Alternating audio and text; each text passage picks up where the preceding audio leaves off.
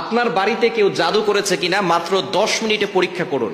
কোনো কবিরাজের কাছে যেতে হবে না। বর্তমানে আমরা অনেকেই অনেক সমস্যার কারণে কবিরাজের কাছে যায়, আর কবিরাজরা অনেক সময় সমস্যা থাকুক আর না থাকুক দেখা যাচ্ছে জিন একটা চালান করে দিয়ে আপনার ঘরের ভিতরে সমস্যা সৃষ্টি করে, এরপরে বড় একটা অ্যামাউন্টের টাকা আপনার কাছ থেকে খেয়ে থাকে। এজন্য কবিরাজের কাছে কখনো যাবেন না।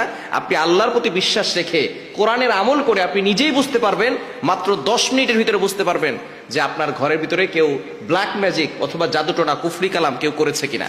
এ বিষয়ে আমরা যেই বিষয়টি ফলো করব, আমাদের আশেপাশের যে মানুষগুলো আছে তারাই কিন্তু আমাদের উপরে ব্ল্যাক ম্যাজিক করে, জাদুটোনা করে, কুফরি কালাম করে। এজন্য আমাদেরকে সতর্ক থাকতে হবে। আমাদের পাশের মানুষ যারা আছে, একেবারে আমাদের রিলেটিভস যারা আছে, তারাই কিন্তু এটা করে। এটা কেন করে?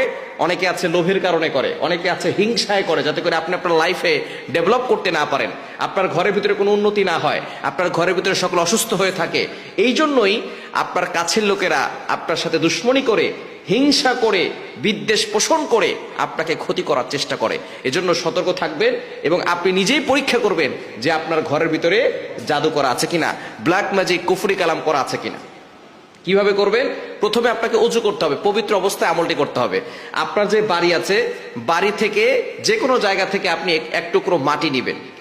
মাটি নেওয়ার পরে আপনি অবশ্যই সেই মাটিটা ঘ্রাণ ভালো করে শুকে নেবেন, যে ঘ্রাণটা কেমন। আপনি কোনো সেন্ট বা কোনো আতর সেখানে না দিয়ে আপনি দেখবেন যে সেখানে ঘ্রাণটা কেমন। এরপরে আপনি সূরা ফালাক এবং সূরা নাস অবশ্যই শুদ্ধ